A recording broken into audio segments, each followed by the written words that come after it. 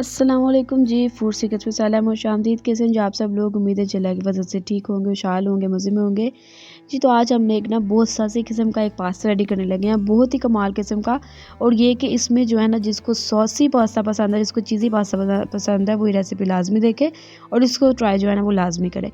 तो जी यहाँ पर हमने जो है ना वो 4 to 5 टेबल स्पून हमने ऑयल ले लेना है और उसमें हमने कर लेना है गार्लिक को सौटे। गार्लिक मैंने यहाँ पे 1 टेबल स्पून लिया है और इसको जो है ना वो हमने यहाँ पे सौटे करना है, यानी कि हल्का सा इसको ब्राउन करना है।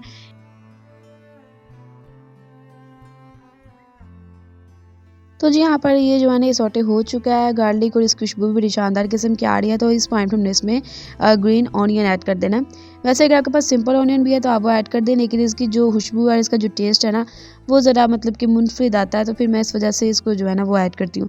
उसके बाद जी हमारे पास यहाँ पे बोनलेस चिकन है, जिसको हमने क्यूब साइज़ में कट किया हुआ है।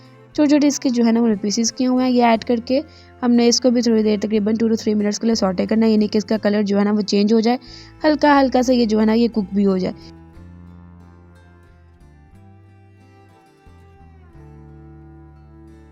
जी, तो ये देखें इसका कलर जो है ना वो चेंज हो चुका है और इस पॉइंट पे हमने इसमें जो है ना वो टोमेटो प्यूरी ऐड कर देनी है। टोमेटो प्यूरी अगर आपके पास बाज़ार की है तो वो बेस्ट है, लेकिन अगर आपके पास नहीं है तो आपने जो है ना वो परेशान नहीं होना, आपने खुद ही जो है ना उसका वो जुगाड़ कर लेना है।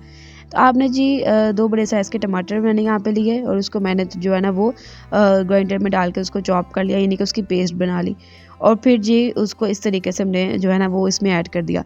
तो ये कि इसमें ज़रा टाइम लगता है, इसको थोड़ा ना पकने में टाइम लगता है, क्योंकि लिक्विड ही जो ये होती है उसको ड्राई होने में टाइम लगता है। अच्छा, इसके बाद हमने इसमें 2 टेबलस्पून केचअप ऐड किया है।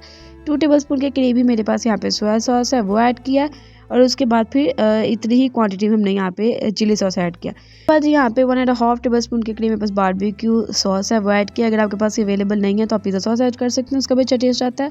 अगर वो अवेलेबल नहीं है तो कोई बात नहीं है, छोड़ दें।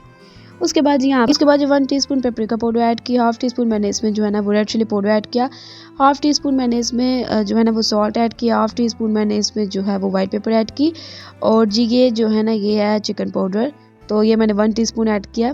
टेस्ट जो है ना इसका वो बड़ा अच्छा आ जाता है। अच्छा, आप चिकन जो क्यूब होता है आप वो भी ऐड कर सकते हो, जो कनौर का हम यूज़ करते हैं, तो उससे भी जो है ना इसका जो टेस्ट है ना वो बड़ा शानदार किस्म का आ जाता है। तो बस ये डालने के बाद आपने इसको जो है ना वो कुछ सेकंड्स के लिए पकाना है, थोड़ा सा यानी कि ये थिक हो जाए, तो उसके बाद आपने इसमें जो है ना वो वेजिटेबल्स ऐड कर देनी है। वेजिटेबल्स में मेरे पास जो है ना वो कैप्सिकम और कैबेज है, तो कैबेज को भी मैंने जो है ना वो थोड़ा सा बड़ा-बड़ा काटा हुआ है। तो इसके डालने के बाद हमने इसको जो है ना वो मिक्सअप कर लेना है। अच्छा, वैसे तो यहाँ पे जो है ना वो आप कैरट भी ऐड कर सकते हो, लेकिन कैरट से जो है ना वो इसका टेस्ट जो है ना वो थोड़ा-सा मतलब कि स्वीट सा टेस्ट आने लग जाता है, थोड़ा मीठा-मीठा सा उसका टेस्ट आने लग जाता है, तो इस वजह से मैंने उसको जो है ना वो स्किप कर दिया। और उसके बाद जी ये हमारा जो है ना मज़ेदार किस्म का चिकन जो सॉस है वो रेडी हुई है। उसके बाद जी हम इसी को ही अलग बर्तन में डालते हैं और इसमें हम जो है ना वो अपनी वाइट सॉस रेडी कर लेते हैं, जो कि इस पास्ता की मेन सॉस होगी। तो यहाँ पे जी हमने बटर ले लिया 2 टेबलस्पून के करीब और उसमें 1 टीस्पून हमने जो है ना वो मैदा ऐड किया और फिर इसको अच्छे तरीके से हमने जो है ना वो यानी कि कुक कर लिया, फ्राई कर लिया, ताकि जो मैदा है उसका कलर चेंज हो जाए, वो थोड़ा-सा पक जाए।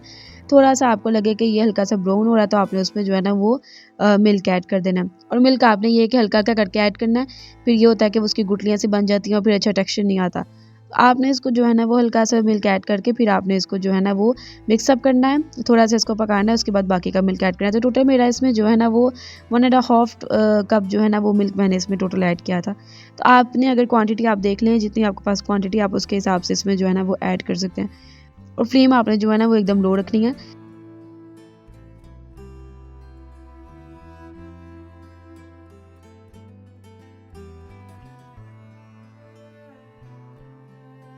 उसके बाद जी मैंने इसमें half tea spoon salt add किया है, हाफ़ टी स्पून मेरे पास चिली फ्लेक्स है वो ऐड किया है, थोड़ा-सा मैंने ऑरिगेनो ऐड किया है, क्योंकि वाइट सॉस की तो पहचान ऑरिगेनो है।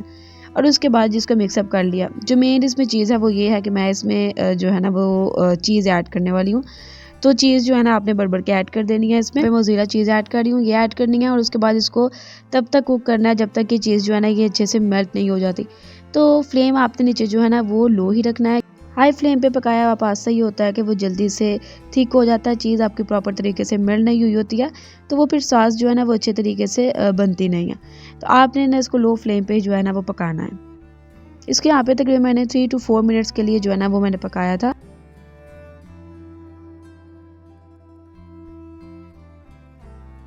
तो ये देखिए जी बड़े मज़ेदार किस्म की सॉस रेडी हो गया, थिक हो चुकी है। अब हम इसमें जो हमने चिकन वाला मिक्सचर बनाया था वो ऐड करके इसको अच्छे तरीके से मिक्सअप कर लेंगे। अच्छा, इसका ये जो पॉइंट है ना, इससे ये होता है कि ये मैंने गौर किया कि जब आप ये 2 सॉसेस को मिलाते हो तो इसका जो टेक्सचर है ना वो बड़े मज़ेदार किस्म का हो जाता है। तो वो आपके जिसको बहुत ज़्यादा मसाले वाला पास्ता पसंद है, अक्सर ऐसा होता है कि वो एकदम सूखा-सूखा सा होता है और वो बिल्कुल भी पसंद नहीं है। मुझे तो बिल्कुल भी पसंद नहीं है। तो मैं तो कोशिश करती हूँ कि उसकी सॉस जो है ना वो अच्छे तरीके से कुक की हो और अच्छी क्वांटिटी में हो।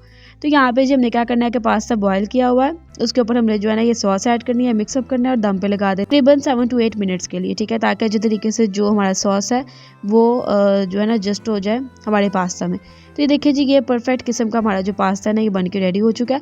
अब आप इसको सर्व करें और आप इसके ऊपर भी इस पॉइंट पर भी आप इसमें चीज़ डाल सकते हैं अगर आपको एकदम फुल चीज़ी पास्ता चाहिए।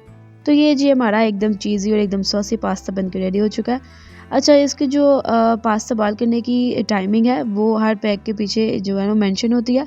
आप वहाँ से देख के उसको जो है ना वो उतनी टाइमिंग उसकी दे सकते हैं। तो ये देखिए जी ये मस्त किस्म का हमारा जो है ना ये पास्ता रेडी हो गया। जी, तो आपको ये रेसिपी कैसी लगी है मुझे कमेंट करके लाज़िम बताया करें, लाइक कर दिया करें, अगर दिल करे तो सब्सक्राइब कर दिया जाया करें। मुझे दुआ में याद रखा करें। मिलते हैं इंशाल्लाह नेक्स्ट रेसिपी में। अल्लाह ने के बाद।